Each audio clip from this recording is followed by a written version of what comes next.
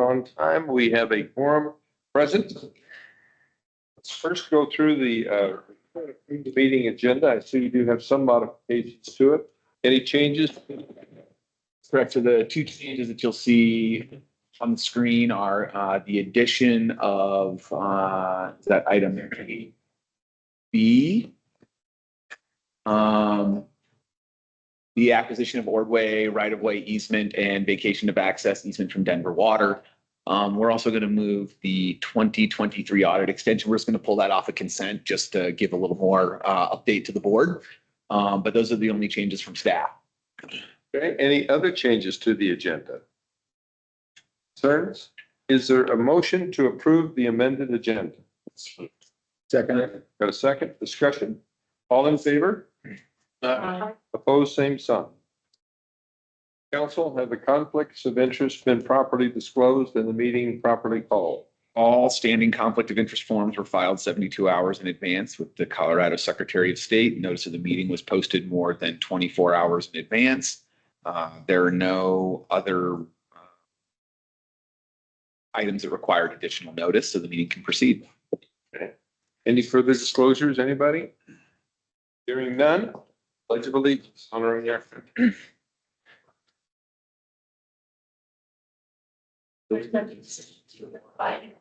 United States of America and to the republic for which it stands, one nation, under God, indivisible, with liberty and justice for all.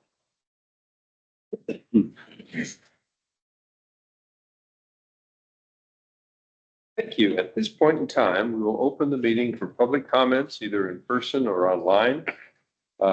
We provide a comment on anything, either on the agenda, off the agenda, anything on your mind. Limit your comments, please, to 3 minutes. So with that, public comments open. Is there anyone who wishes to make a comment? If there is anybody that would like to make public comment that is online, if you can just please raise your hand and I will enable your microphone.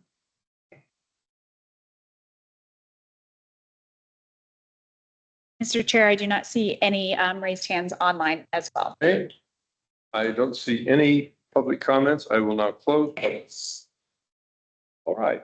Next item is to review and approve the minutes from June 21st. They were in the packet. We've had a chance to look at them. Any questions, comments, concerns on the minutes? No. A motion to approve the minutes is in order.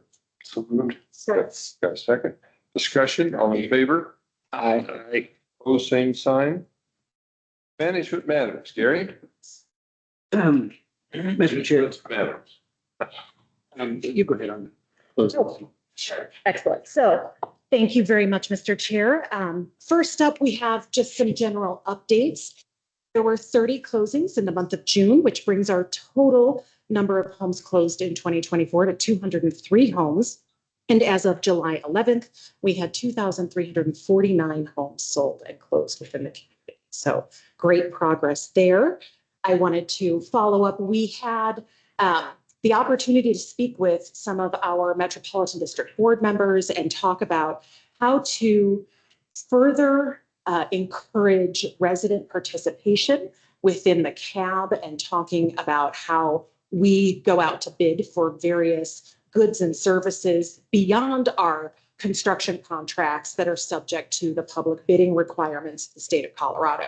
So we have posted a new website page where when the operations team does proposals or requests for proposals for items over $10,000, we will also post those for 15 days on this website.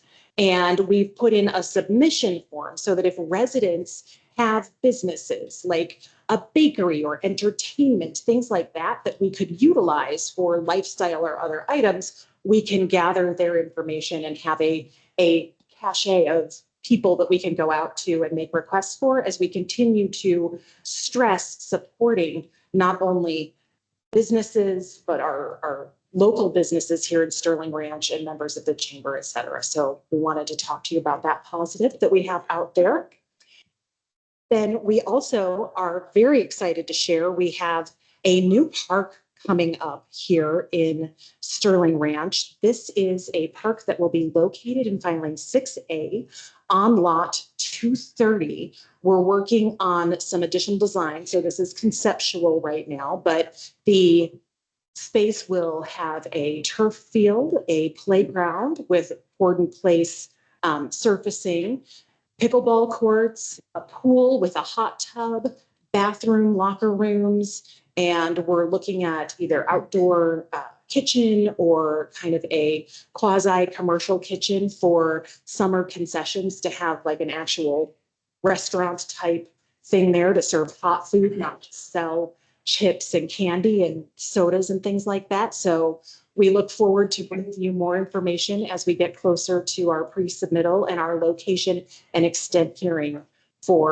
with the county. And for those of you who may not know, the location and extent hearing is the process that we go through as a government entity to present to the county our intent for various tracts and lots within Sterling Ranch. And that process allows us to hear their feedback. And while most of the time they're in line and we receive approval as a government, we're able to go through this location and extent process and still proceed even without taking their feedback if we so choose. So What road is up? this would be Waterton Road and Eagle River here. So that piece right there on Waterton commercial site that backs up to the wildlife corridor. And there are two pieces of, two lots there essentially. Yes. This facility would be, or these facilities would be sharing a parking lot with probably a commercial area right Mhm. on that corner as well. So, Yes. and phasing, we Yeah. Mm-hmm. may not build all of it at one time, but we certainly want to get pickleball courts first if we can. Yes. And are we asking Douglas County for any additional funding for this, or we? We are not asking Douglas County for any additional funding for this site. And to help clarify from Gary, we are looking at breaking this into two pieces to do the pickleball court and the playground area and some of the lot development initially, and then do the pool and bathhouse second. Okay, so I had a couple questions about that. Did you want to go first? No, go ahead. Okay. So I think you guys just answered the question because I had a couple people ask about that. Wouldn't that commercial property, but this isn't on that space that was zoned for commercial. This is cab owned. So the lot is currently owned by the landowner, but we are working through the logistics on the process for Cameron. And I are working through that process to transfer that to the cab. Okay, so the landowner, Sterling Ranch Development, or Sterling Ranch Development Company is ceding, eventually, you're in negotiations to cede some land. Exactly. Okay.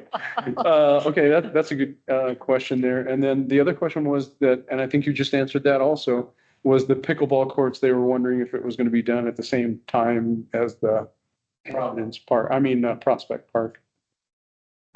Yes, the intent is for that part to be done in 25 before May, June, and then we would proceed with the other facilities to be open ideally for May of 26. That's our current timeline.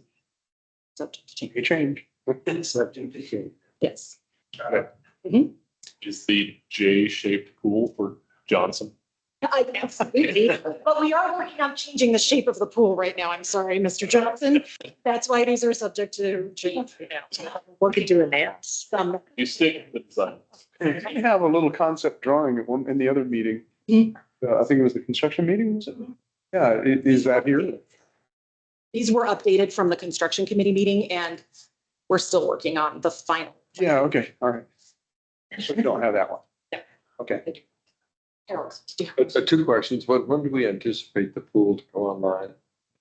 this pool, we anticipate our current timeline is for this pool to be open in early 26. So the timeline then is we would have a pool opening in May of 25 and then again in May of 26, which is a pretty awesome cadence for us. And then you mentioned a jacuzzi in this one, which a lot of people have been wanting. So there's a possibility of having a jacuzzi here at some point too. Okay, good. Then the second question, of course, No, this is, second concern I have with it is just traffic, people getting from across Waterton Road. Around. And that is a great segue. In just a minute, you've got one more slide. Oh, I'll yes. I'll get to that one though. Okay. Yeah. All right, Gary continues to work on that, so he'll give an update on that in just a moment. thank you. Any other questions on this new park?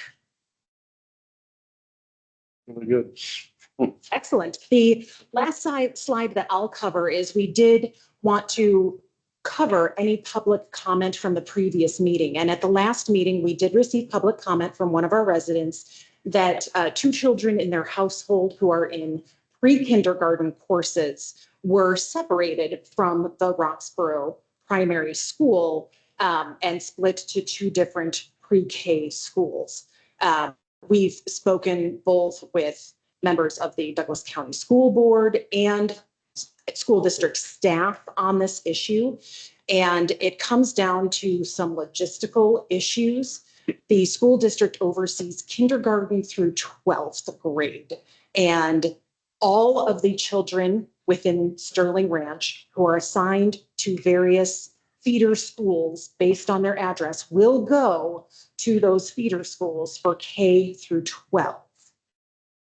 This particular issue is related to pre-kindergarten courses, which are have a higher staff count and a lower student count because of the services that they provide. In many instances, pre-K educational facilities will take children who are not potty trained, who need more time. They're younger in age, so they need more attention. And the state has different requirements on how those are run and how they are staffed. That's what we've been told by both the board member and the staff from Douglas County.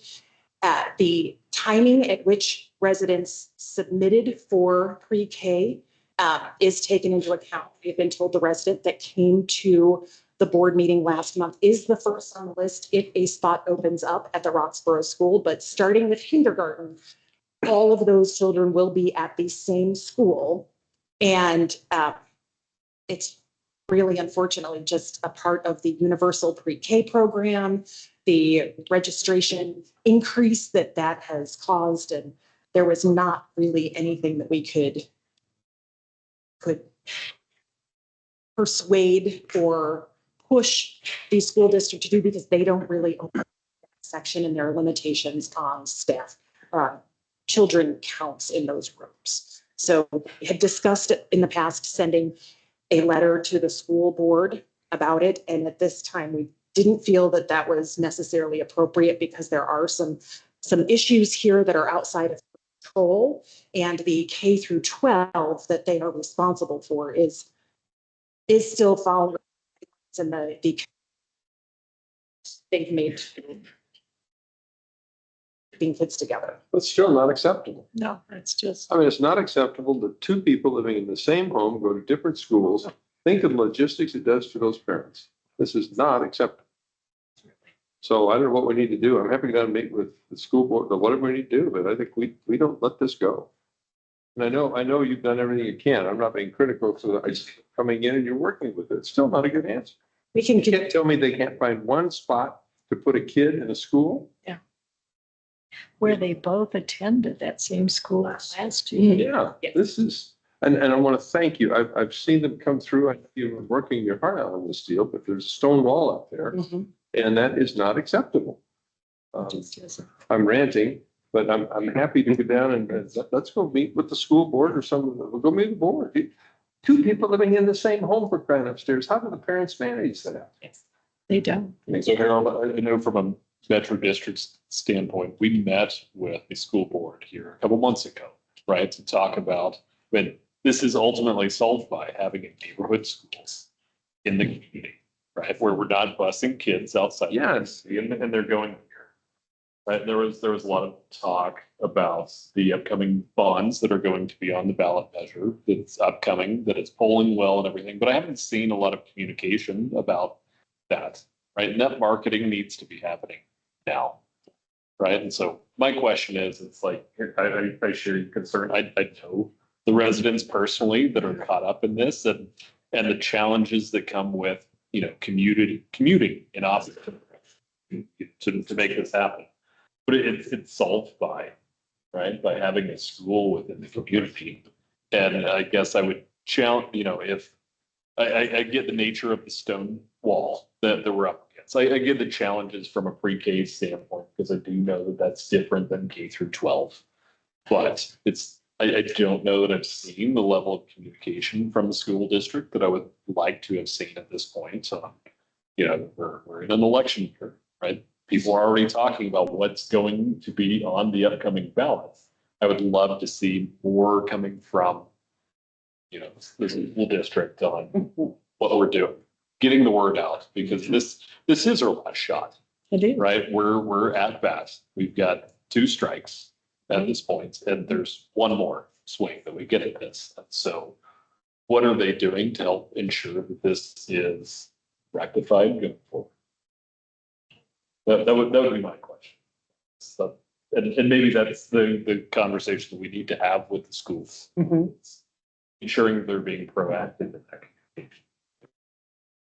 That's a really good point. We've seen them run twice before on a personal basis. We've supported that every time. Organizationally supported it, but the voters aren't going to approve it. At least the school teachers got a raise last year. That was progress. That's not going to, if they don't. But in the meantime, I think let's not let this rest. We owe it to our residents. And I think you're right on.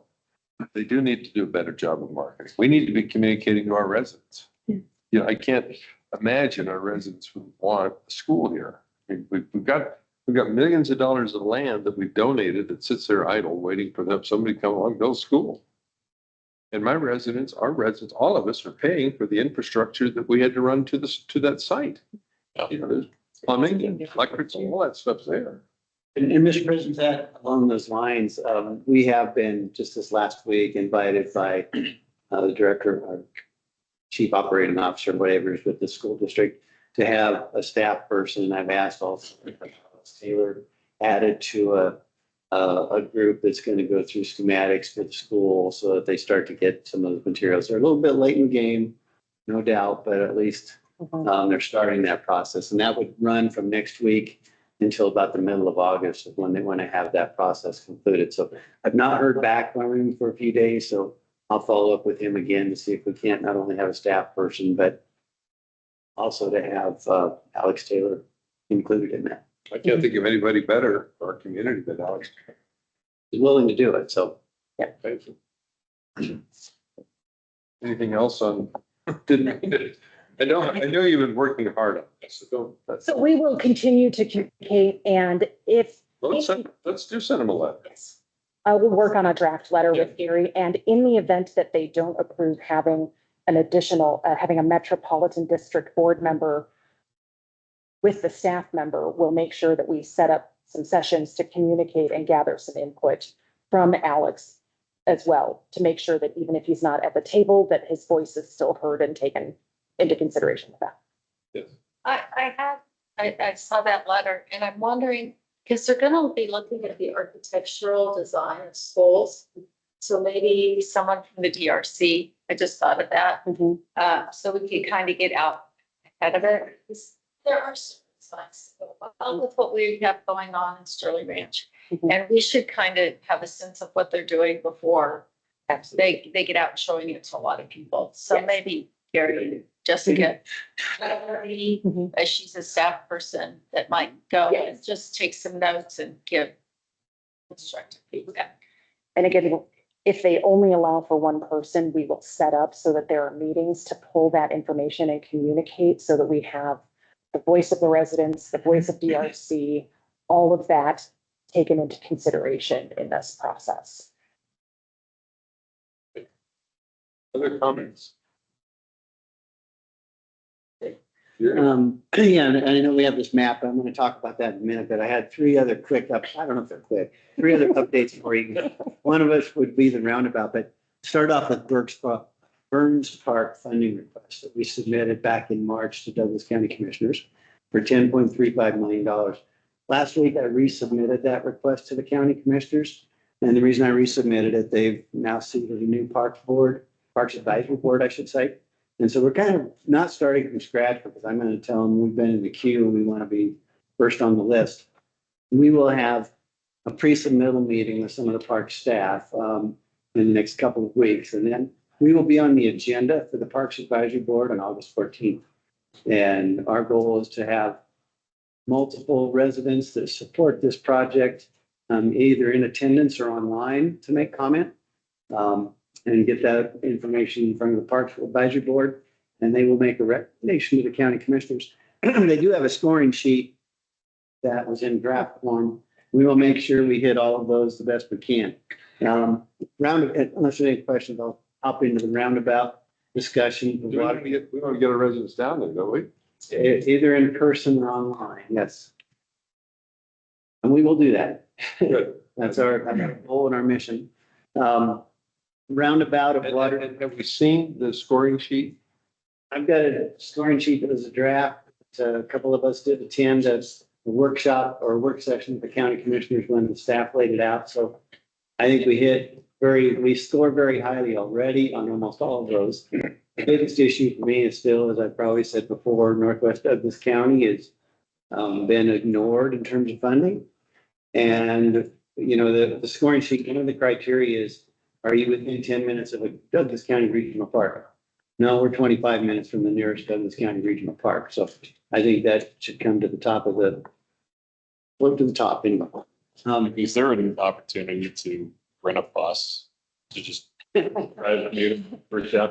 When it comes to like park at these sorts of events and whatnot, right? It's like, it's one thing to take my own personal car and deal with the logistics of parking, but it's another thing when we could pop a cork of champagne and whatnot. No, I'm not suggesting that piece, but to drive down its community and how do we make it more accessible? We have to generate. Little meeting that we have with them first, and then we're going to do a lot of fun. You know, when we were going through our zoning, we had a lot of residents out there who wanted, so we went down, had a big pizza party before. Didn't have any beer or anything. Beer came after, but why not? Yeah, that's very good. The thing is, we need to generate some buy-in from the residents within our community and around the community. And that's hard to get. It just, I mean, we tried the last time and it was like a lot of people that like to, come out to, county meetings and things and protest things don't seem to be interested in trying to get a community park for themselves. A regional park for themselves. And this is where, and I was out of town personally that week, right? So my family had planned vacation or else I would. Oh, no, I'm not blaming you. No. But I mean, I put that on myself too, that I was not there. Right? But it's how can we make these events more accessible to some of our residents? Mhm. And it's much easier for me to hop on a bus, right? With shared conviction, right? And what we're going to do. Right. And That's one advice that I think. It's a good idea. And we need Is there letter writing. are there some ways that we can either get a sign up sheet of folks, because it's like how much is going to show up? Yeah. Right. And can we, if we don't feel that it's enough, that pressures folks like me to get out there and talk to my neighbors about, hey, this is something that's critical if you want to see a park.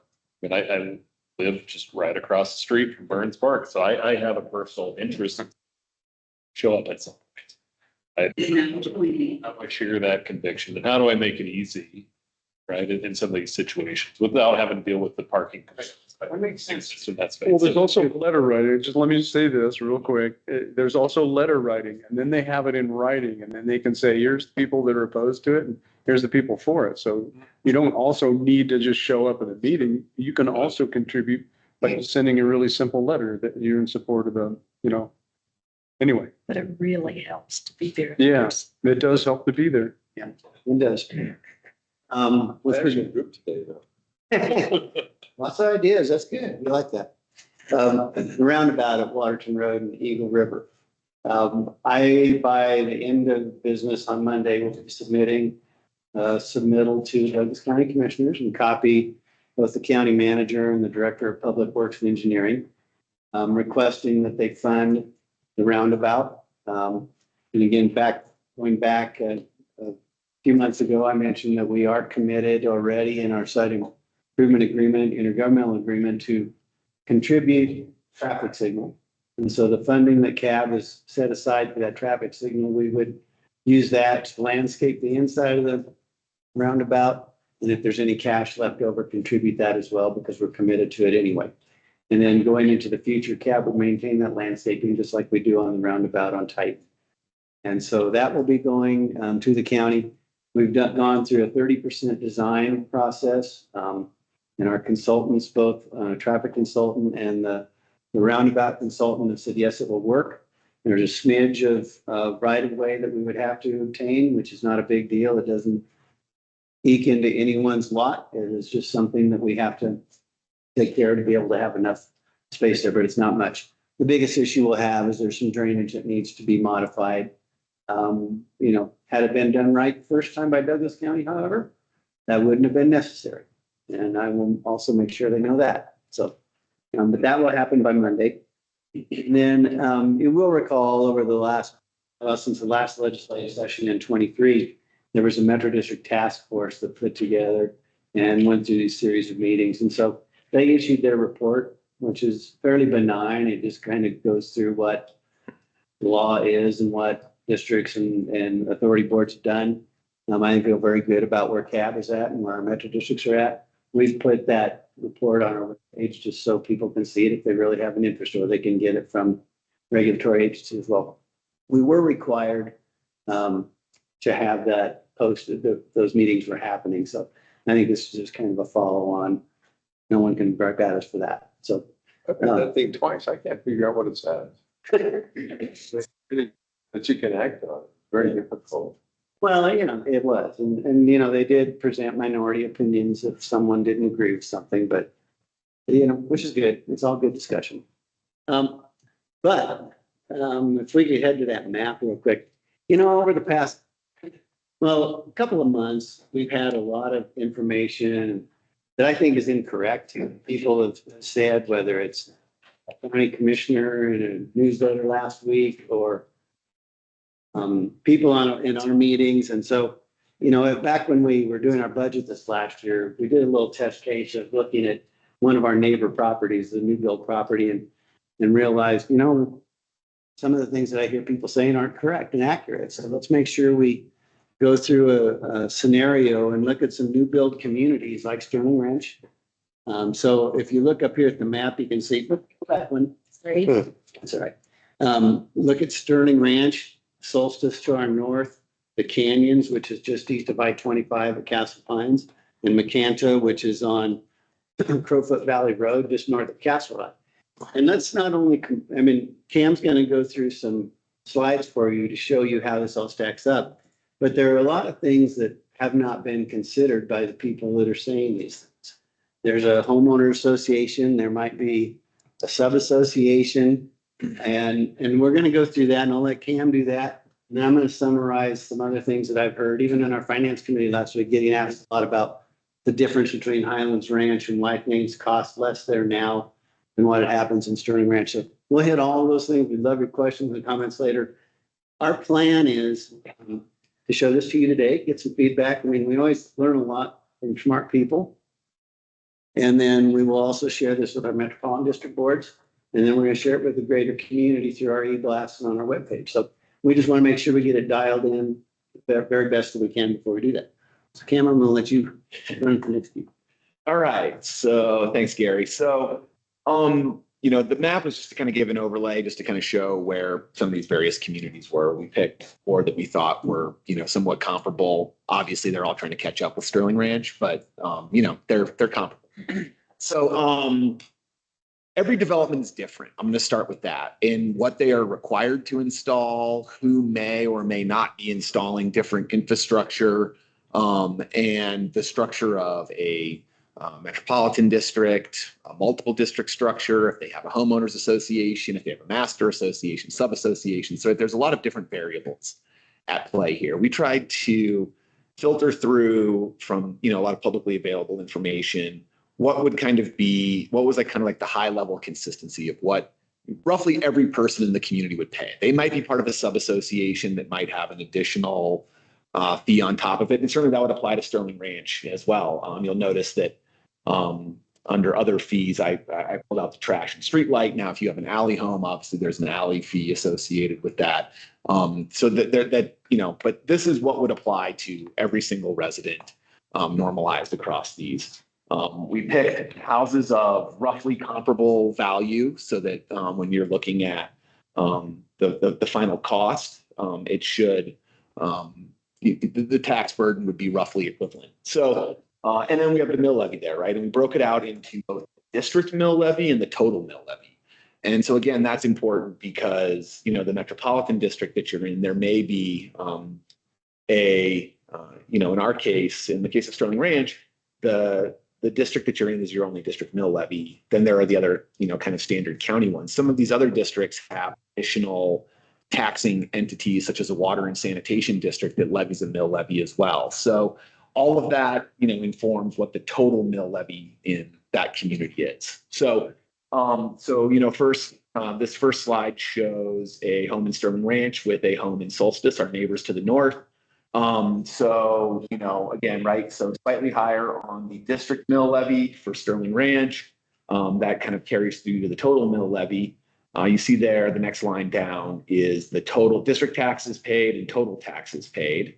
Solstice has an HOA, so every home there pays an additional $1,920 per year, and that includes their HOA assessment that covers their clubhouse, that covers some other fees and services that are offered that are included in either cab services or like trash and streetlights. So what you see there, the number at the bottom line is kind of what your total bill is each year for this home.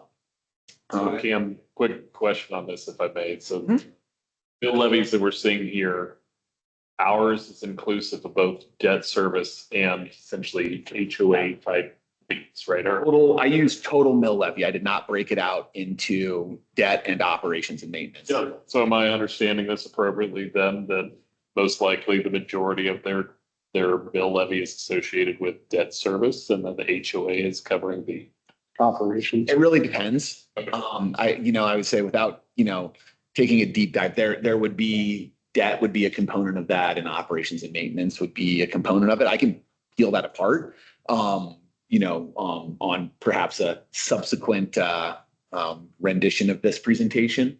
But the districts do have operations in all of these. The HOAs tend to be either complementary or for a specific suite of services. If I can interrupt just for a second, it's super easy to see what is what on that mill levy on the assessor's tax website. It breaks that down for you on the tax website. It says this is the operations portion of it and this is the debt portion of it. So I think the other thing that I think is just worth pointing out as we go through each of these, right? So everything that you pay has a tax, right? As a property tax is ultimately deductible on your personal income tax filings. HOA assessments are not, because those are payments to a private entity, right? HOAs are private entities. So, you know, you probably tack 5% onto that $1,920 in terms of that's your tax liability for your 25% bracket. So this is a comparison to Solstice. There's about a $1,200 difference there. Go forward, Kaylin. We've got each of these other and we kept the Sterling Ranch one there as the kind of to have a clear kind of, you know, comparison there. So the canyons, again, lower on the district mill levies, getting close, fairly approximate on the total mill levy. They have additional districts that levy taxes on them, a water district that levies additional debt taxes on them. So again, they pay a little bit less of their metropolitan district taxes, but their overall tax burden is relatively the same. And then they have an HOA that is an additional a little over $2,000 a year, bringing their total to about $1,300 more than Sterling Ranch. Cam, rooftop, and I'm getting ahead into the question, so I apologize because I see the direction you're going with this. From a rooftop standpoint, what's the comparison between us and these other communities? Having lived in, so contextually, having lived in Highlands Ranch before and paid that HOA as a parent of my taxes and everything, it's, you know, that's my go-to of comparing us to Highlands Ranch, right? Which I think is the instinctual thing to do. But, you know, looking at newer builds, understanding the debt service commitments we have associated with that, I mean, are we comparable in rooftops with these communities as well, or? Solstice would be much smaller. I think they're 2,400 or 2,500 for their total build out. I think it's a little over 1,000 actually, Oh, but it's over 1,000. you know, and they're gonna be smaller in the end. Sterling Ranch will have a tremendous amount more entities for the same or less price as we grow. But the vast benefit to us here is as we grow, we continue to have additional input of capital to interact here. So, absolutely. The other significant, sorry, Cam, I just wanted to mention this.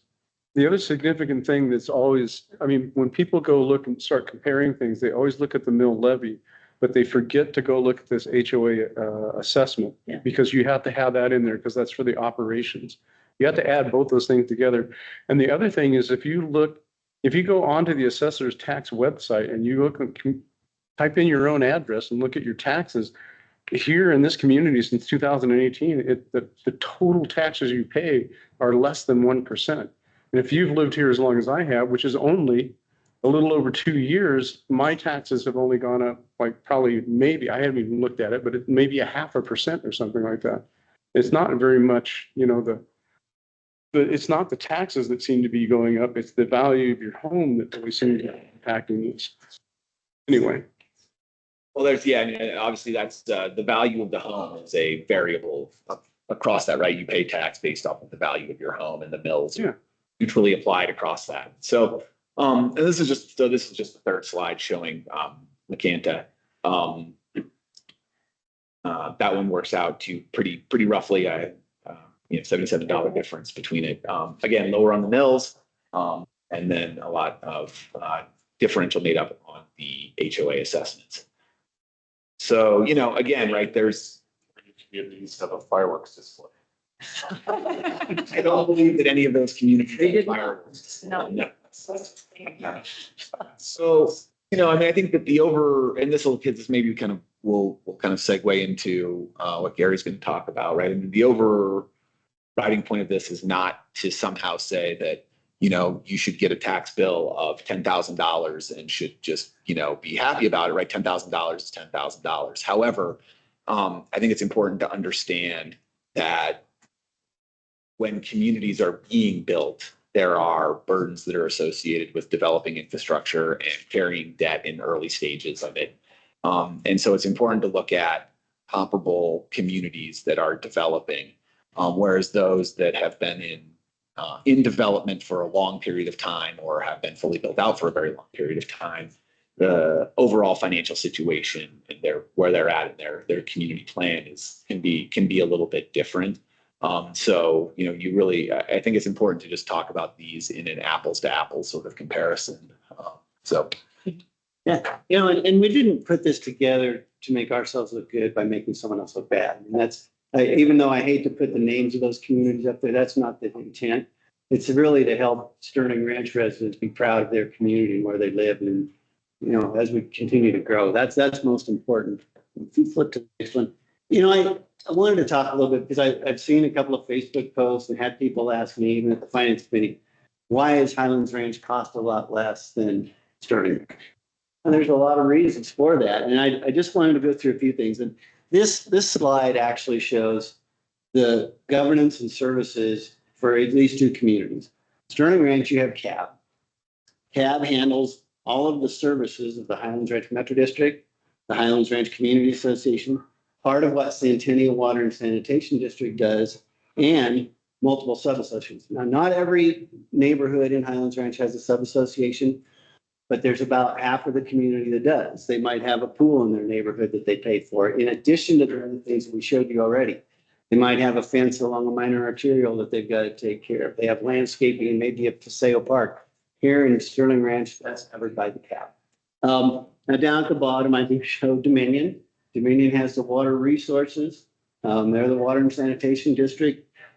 CAB owns and is installed and paid for and acquired all the water and sewer lines delivered to your house from the boundary of the community. So that's something that in Highlands Ranch is done by Centennial Water and Sanitation District.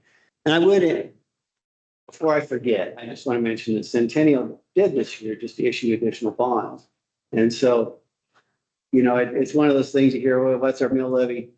Centennial will have to catch up here sometime in the future, but next slide, please. And please ask questions anytime we go through this, but timeline, you know, and there's 2 slides on this one, but when you look at what's of value to Sterling Ranch now, I mean, I don't have to read all that to you, but you know, the newest technologies, water efficiency, energy efficiency built into homes from the get-go.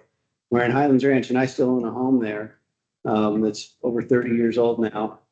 I don't have those things. I mean, there's bluegrass and, you know, there wasn't anything built for solar. In fact, most of the homes there don't have, well, none of the homes there have the type of technology and internet capacity that you have in Sterling Ranch. So there's a huge benefit to a new build community. Next one. All right. So, you know, and I know at the Finance Committee, I had a lot of questions about, well, again, the cost of things in Highlands Ranch versus here. I don't want anyone to forget that Highlands Ranch, the first spoonful of dirt and the first bonds were issued in 1979. That was quite a while ago. I was a kid still, well, not quite, but almost. The first home was sold in 1981. And, you know, we have this debt that we have to pay at Sterling Ranch. Highlands Ranch finally paid their bonds off from the Metro District 2 years ago. So they're debt-free today. I don't think they'll be debt-free forever.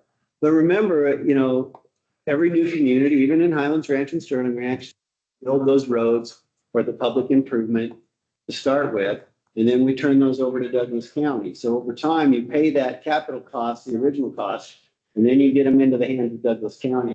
A big priority for us this year. All right, so I got to make fun of Kate a little bit. Yesterday I said, and we're going to do this choke cherries to watermelon comparison. She goes, what's a choke cherry? Anyway, why do things cost so much today in a new build community? Well, if we look at 1979, this is the Highlands Ranch model. Gasoline was 88 cents a gallon. Today, you know, arguably it goes up to $4 and down to $3.29 maybe, but over 4 times higher than what it was in 1979.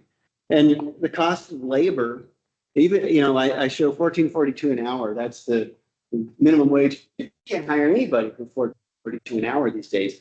So look at that. That's 6.25 times higher at a minimum level. And that's not even skilled labor. So imagine the value of putting in 100 feet of asphalt today compared to what it cost in 1979, or the value of a water line or a sewer line for a mile of it, and to have it installed. But you live in a brand new community, a brand new home, with the opportunity to enjoy your life that way. So it's also worthwhile for you to mention the one other thing that you mentioned in that other meeting, in the finance meeting, and that is the tax rate in 1979 in Highlands Ranch versus what the tax rate is right now. And Cam's probably a lot better to explain it. It's a complicated mess, but Cam, I'll let you take a 30-second shot at it, okay? Yeah, just briefly, right? So 1979 predates Tabor and predates the Gallagher Amendment, right? Which were kind of like, those are the 2 mechanisms that have had the biggest impact on particularly residential assessment rates. So I'm not 100% sure what it was in 1979. I did some historical research. I went back to 1980. I thought that was far enough to capture Highlands Ranch. Apparently, I'm still too young to there. But the residential assessment rate in 1980 was 30%. So you were taxed on 30% of your home's value, as opposed to the current rate for this year, which is 6.7%. So What is the current rate? 6.7%. Yeah, okay. Yeah. It was at that time, It was 30. so they didn't need to collect as much in middle levies. So I'll give just this is just some back of the envelope comparison that I did. So, you know, the debt service cap in Sterling Ranch was 50 mils, has adjusted from January 1st, 2013. So at that time, the residential assessment rate was 7.96%. So what would a comparable what mill levy rate would generate the same revenue, has a 50 mill rate in 2013 at a 30% rate in 1980, and that mill levy would be 13.6. So that's just an idea. So when you look at some of these historical mill levies as they change over time, now obviously this is there's complications. There's a lot of nuance to it, but I think my math is reasonably correct on that. So when you see some of these historical numbers, it's important to think about that context as well. Really good. Thank you. Yeah, this is really good. Very good. Or from the lawyer, if you want. It's really good that everybody that lives here, and those that represent Sterling Ranch, have this information, because that misinformation has been out there a lot. Yes. Sterling Ranch's taxes are so much higher than everyone else's that it's almost exploitive, and that, just almost as a bullying tactic to our community. And this shows that when we built, it's not there. I just think it's really good to try to tap that down as much as possible. And we all know that there's a newsletter out there that has said that multiple times. And hopefully this will stop that misinformation. I think information is key, right? I mean, Information is key, and it's really interesting to see the numbers. It is really interesting. Yeah, good job. I mean, it is high here, right? But when we moved in here, we knew it was high, and we knew the reason it was high. And that's why we went ahead with buying a home here. We knew we wanted that. I don't like paying taxes, but I like the things that we're building here in the community. And we were willing to pay this higher tax, knowing that it was higher. I mean, we came from a very low tax. Jefferson County, where we were in unincorporated Jefferson County, was very low tax rate there, right? But here it's higher, and we talked about that a lot before we made the decision to move to this community. Same for a lot of our residents, the tax bill, real dollars went up so much. Part of the good news, bad news. The good news is the reason it's been such a successful community. It's been in demand so much that has increased prices. So the good news is your home's worth a lot more than you paid for it. The bad news is the higher taxes are higher too. I'm so bad. But we continue, last week, 9 families bought homes on Sterling. We're leading the market again. And this has been a very successful community. And that means that home prices are going up.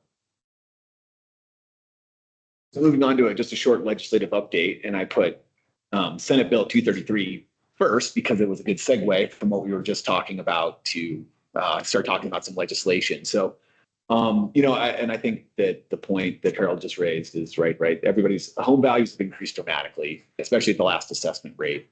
And so there is definitely still a lot of digestion of that occurrence happening, both legislatively, administratively, and we'll see more of it coming in the election this year. This Senate Bill 233 was the legislature's crack this year at some property tax limitation measures. I won't say relief. I think that becomes a disputed term whenever you're talking about legislation. But the highlights of this bill are it imposes a new 5.5% annual cap on local government revenue increases, and it excludes certain categories such as new growth and things like that.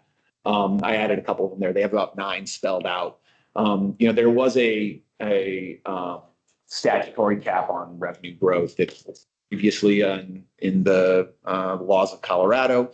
A lot of times those are waived because when you start a new development, particularly, that it really constrains the development's ability to get on top of it. Otherwise, it just gets buried by a mountain of interest as it grows. So this new 5.5% cap applies on any district that had previously waived it. It contains provisions for future elections to get out of it if a government to sidestep it. But so a new 5.5% cap. it includes a 6.7% residential assessment rate for your taxes that will be collected next year. So that's the same as this year. So no change to that. And then in 2026, that residential assessment rate goes up to 6.95%. So I'll just mention briefly, historically, we've seen the residential assessment rate come down, which has resulted in the adjustment of the debt service mill levy cap going up. So now in this case, in 2026, when that assessment ratio the assessment ratio goes up, the debt service mill levy will actually come down so that it stays revenue neutral. So we'll see if it actually happens. They've put a number of future increases into past legislation, but whenever it comes up, they always seem to keep tamping it down. But that's $55,000 exception from actual value on taxation, and then that moves to a percentage basis after 2025. There are some backfill provisions, but it's really not applicable to any, entity like Sterling Ranch. And then as I mentioned, there are a couple of property tax ballot measures that are going to appear on the ballot this year. This bill does not go into effect if one or both of those pass, because those would be in conflict with this. We still have to, unfortunately, we're going to have to wait until after the November election to have perfect clarity on property tax and some things of that nature again, but I'm just on that, if we can go back to like, so talking about the differences between caps on tax increases and tax revenue increases. It does, the benefit that Sterling Ranch has is we can increase our revenue without increasing our taxes or tax rates based on, we had 30 new homes added in the last month, right? We've got 200 new homes across the year to date. That is increasing revenue without increasing the tax rates on our existing citizens and future citizens as that goes. So, and does this potentially further constrain us in the areas that, like, we want new residents, because that further enables our ability to not have to. one of the best reasons why this was maybe call it a little less controversial was that it did have those definitions of revenues that were excluded from the application of the 5.5% rate, and specifically to new developments, right? It's like that which you realize from the development of real property, which typically goes from agricultural, paying essentially zero taxes, to being taxed as residential and or commercial. So like the increase that you realize from that development isn't subject to the 5.5% cap. It's just, so that's kind of carved out, right? It's a little more, it becomes a little more complicated on the math. That's the accountant's issues to figure out how to make sure that stays in balance, right? But the 5.5, so it does restrain, some organizations will certainly feel the impact of that.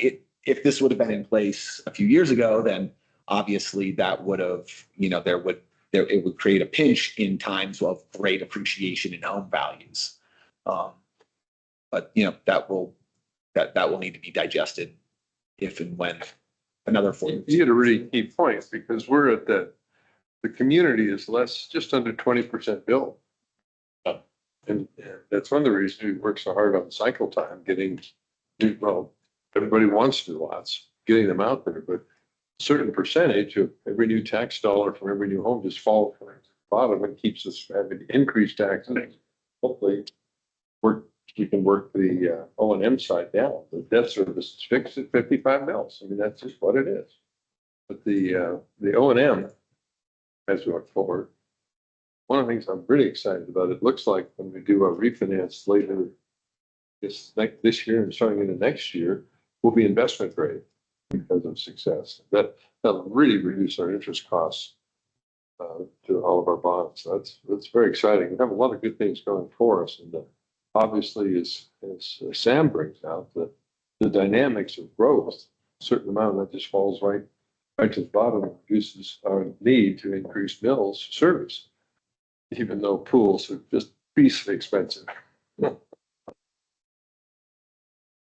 Pickleball courts or not, once they're in, if you don't have to take it out. So another bill specifically directed towards local governments was Bill 131. It concerned limitations on the carrying of firearms in public places. The bill contained an opt-out provision. Douglas County Board of County Commissioners passed a resolution opting out of enforcement and applicability for all local government buildings.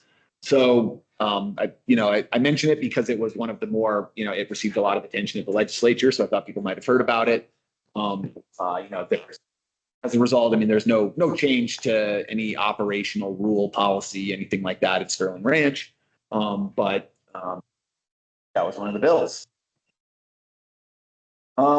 Information to real property owners regarding property taxes. So this is a kind of a transparency related issue, kind of to along the line of what Greg was saying, so that people know what is associated with buying a home in a metropolitan district. They put a whole host of various things that need to be disclosed. They charge the Department of Local Affairs with determining the process by which those disclosures will be made. Hopefully it comes in the form of a standardized form. But we'll see. So again, right, the whole idea is just to make sure that people know when they are buying into a metropolitan district what it is that they are signing up for. Obviously, transparency has been a focus of the legislature for the last few years.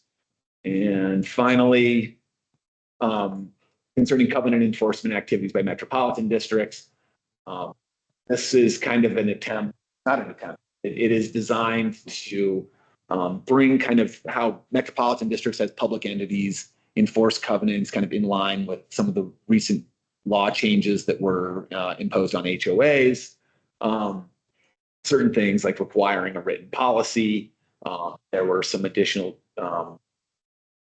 various activities that are prohibited from a metropolitan district enforcing.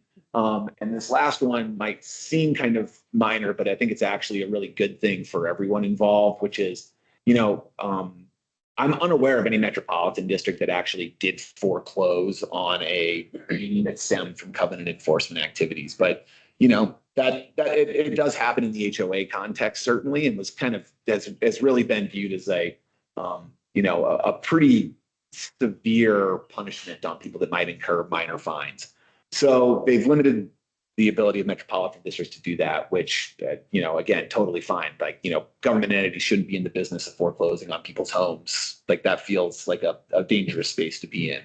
But what they do permit is the certification for the collection of overdue fees in the same manner as property taxes are collected. And now districts have had this ability to do this for water and sewer charges for a long time.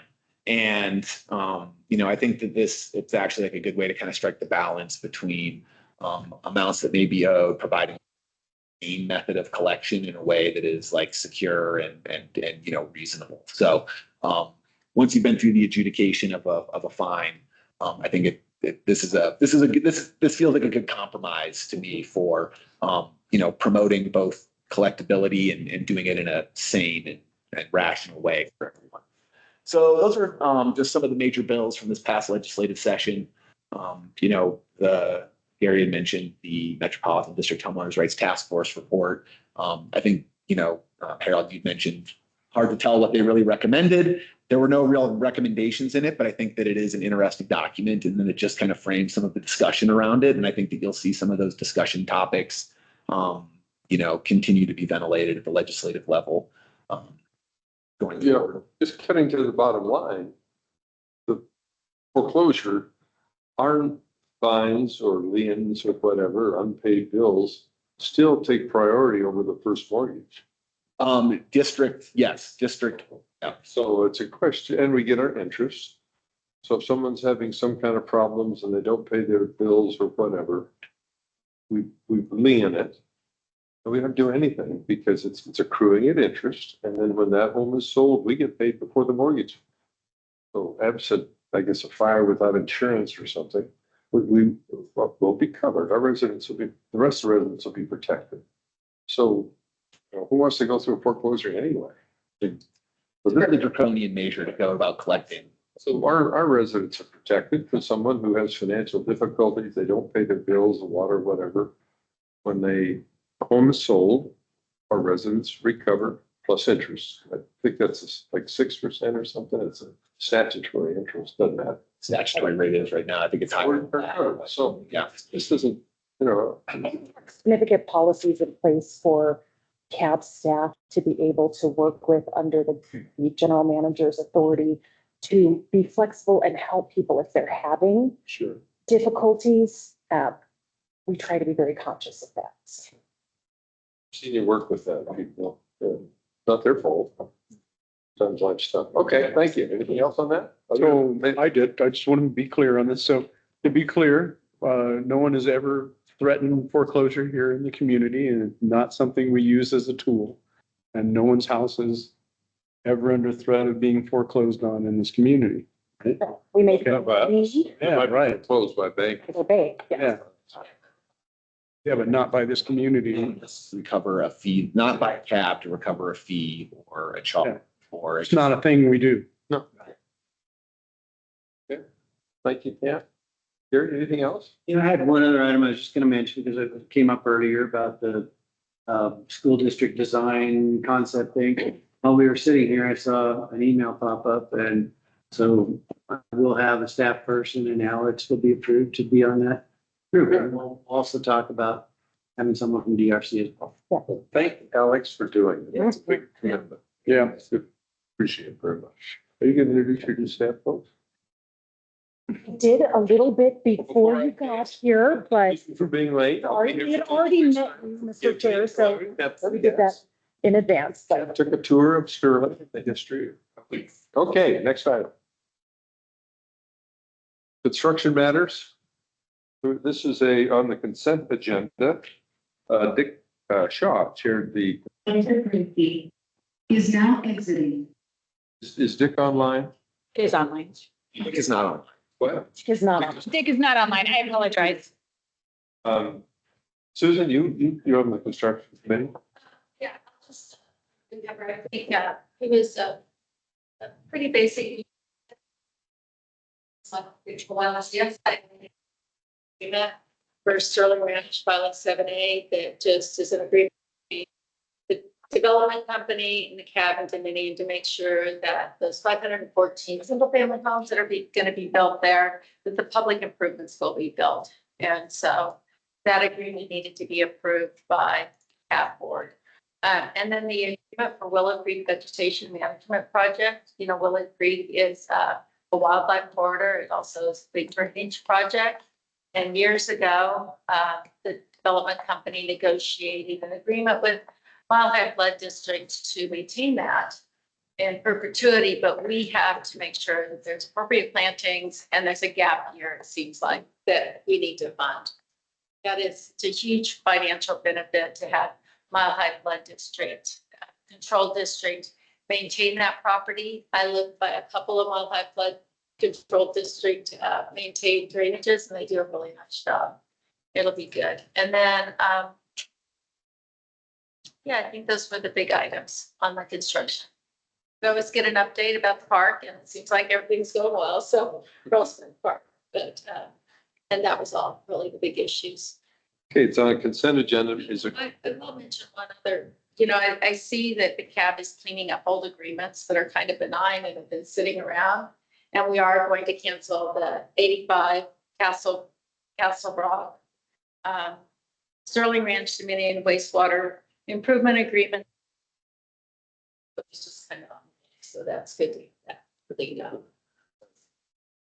Okay, this is on a consent. Is there any item anyone wants for any reason to pull off consent to discuss separately? Hearing none, a motion to approve the consent agenda is in order. So Second? Second discussion. All in favor? Aye. Same sign. Okay, we're adding the Ordway right of way. This will be a separate vote item. B. Is that it? This is separate item. So, Denver Water owns that strip of property that kind of diagonally bisects the community. There is so future Ordway Road, which runs right along the top of 505C and will connect kind of 5A, 5A and 7A, and runs right along the bottom of Burns Park, crosses that property. So we need a durable easement agreement with them for the installation of the roads, the water, the sewer, the various utilities that run through there. Denver Water has a pretty strict policy of being compensated for every property right, even if it's an agreement amongst governments. So for the property, the right-of-way easement to cross their property for Ordway Road, it is $10,000. That's, consistent with what we paid for other crossings of that, Middle Fork, Stone Range Avenue. I know there's at least one or two other roads that cross that property. So we would recommend approval of that. And then the final item is they had a lingering access easement that went across future filing 7A. And so we are having them vacate that to enable the installation of streets and parks and landscaping and things like that to go in there. There's a portion of that that will be cost certified. That might cover some private improvements, but until the plat is finalized, we won't know if there's any of that. But the value for that, we retained an appraiser, and the appraised value was $29,900. So this gets the Denver Water property rights issues kind of squared away, at least for filing 7A. And I'm happy to answer questions, but would recommend approval. I had a question.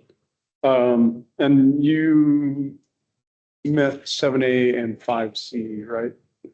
7A and 5C, yes. Okay. It's the filings. So I was just curious, the funds for this, is that coming out of that 2024, the bonds, the special interest? The funds for this would not come out of the bonds. I mean, the bonds are really designed to pay for the installation of improvements. This could be, but this is an amount that could be covered out of capital Something the CAB has, capital budgets that exist for. because it's an agreement with, okay. That's all I had. Other questions? Motion to approve. No. First and a second discussion. All in favor? Aye. Okay, now we go to the finance consent. I chaired that. We had claims for roughly $1.8 million that were reviewed. That we had verification costs. Remember, on these verification costs, all that is an independent engineering firm saying that money was spent, it was appropriate to be spent, and it looked like the work was done properly. They don't certify the work because they're not, they're not guaranteeing it, but they tell you it's proper expenditure of public funds. And so that's done. Ranger does it on what I called hard assets. Shadio, who I never know pronounce that name. Shadio. They on all of the overhead and administrative costs. So it's a check and balance to make sure money is appropriately spent. We particularly focus to make sure that it was properly accounted for the first time, that there's no disagreement. And then then we had a I contract. It's a new requirement that reviews our web pages to make sure we're compliant with some new law that I'm not sure I fully understand. But it's required. So and then we're going to move the audit extension off of the consent. And then we had, of course, the variable costs from the SID bonds, which is the same thing. It's a verification. Those SID bonds can only be used for infrastructure, and this is verification of property. We reviewed that. So pulling B off, the consent would be for A and B. Any questions on that? If not, a motion to approve the consents in order. So the one B that you pulled off was about the district eligible reimbursements, right? No, the B would be the audit extension, Oh, okay. just the audit extension. Okay, any questions? Is there a motion to approve consent? So move. Second, Second. discussion. All in favor? Aye. Okay. Who's going to discuss the item B, the audit extension? Yeah, I'll take that part. So the CAB engaged an audit company at Bailey in March, because with the old audit company, there were some problems that came up probably around February this year, and we decided this is not appropriate for CAP to move forward with Haley, our former audit company. With that switch to a new company comes a lot of diligent workload. It's thousands of pages for bond documents, for the organizational structure of the CAP. It could be the metropolitan districts, all these things that Ed Bailey had to go first before even the audit and the field work could get started. And as a result, excuse me, we would like to file an audit extension. Usually the deadline is July 31st, and the audit extension will go to September 30th, and CAP staff shoots for having the audit performed and reviewed by the end of August. Yes. So I believe Metro districts have already approved this extension. Is that correct? No, the what? Metro District have extended their audits. Yeah, that's true. Yeah.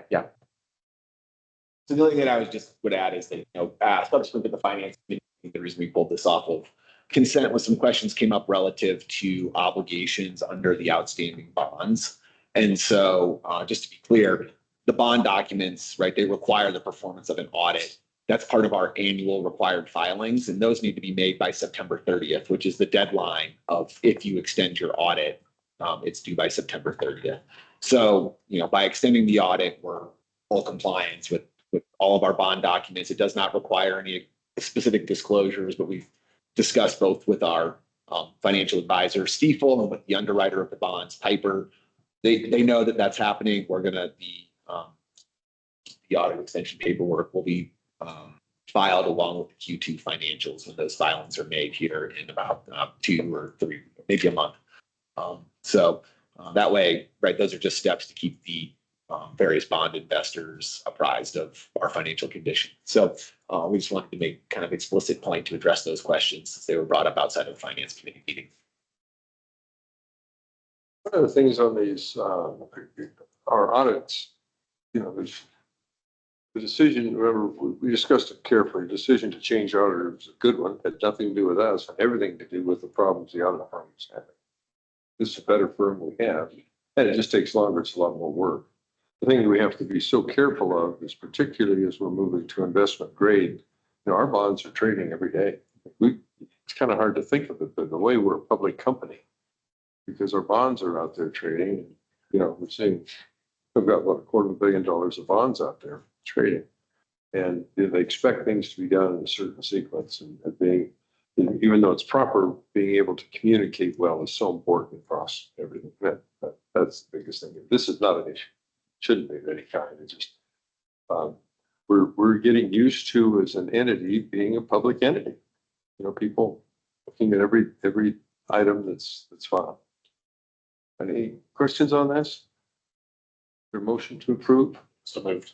Second. We got a second discussion. All in favor? Uh, Okay. Is there any other matter to come before the board? There's one additional item that Something? C. Oh, verification costs. Excuse me. Yeah, we You covered that in your. covered Well, that. it was separate. This was not in the verifications that were submitted for the finance committee. These were not ready in time.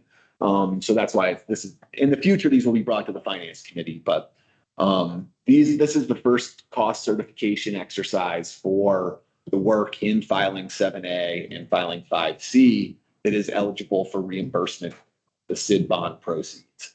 So the special improvement district bonds, when I say SID bonds, that's what I'm referring to, the special improvement district bonds. Those were issued and are able to be used to cover district eligible, when I say district, like public eligible, capital improvements to build public improvements benefiting specifically the property in filing A and filing 5C lot 1. So the first round of cost certifications has been reviewed by CAP's engineer. So, they submit all of the costs submitted. That includes this in these contracts. It was primarily grading and engineering and management. And the engineer reviews those costs and determines which portion of those costs were eligible for public dollar reimbursement. So I'll just use in the case of grading, for example, right? You grade a huge area, you look out at filing 7A, you see all they've graded. a chunk of that will become public improvements. It'll be parks, it'll be landscaping, it'll be public improvement right of way. It'll be necessary for utilities, stormwater drainage and things like that. Other portions of it are applicable to, what will be future home lots. So the future home lots, they cannot be reimbursed from these bond proceeds, only the public improvement portion. So what you see here is a total of $1,943,000 are determined to be eligible. The total expenses submitted were a little over $3 million. It represented about 62% of it were public eligible in this period. So what we would request would be that the board would accept the cost certification reports for filing 7A and for filing 5C, and to certify the eligible amount for reimbursement from the 2024 SID bond proceeds. So I did have a question about this, but I think you just answered that. So there was, in the table in the memo, there was a net difference on 7A of 1.8 million or 1.18 million. And then on 5C was a net difference of 5.2 thousand. I mean, yeah, so really small. And then I was wondering, okay, so that portion, this gets paid out of another bucket. And I think you just told me which bucket that came out of. That was for the actual home, the lots, that kind of thing, right? Yeah, it's not that they get paid out of a different bucket. It's just that Sterling Ranch LLC is responsible for the payment of those costs. So only the district eligible portion of it, the CAB eligible portion, Okay. is ever paid using. So this net difference that I saw there represents what the developer is responsible for. Correct. Okay, thank you.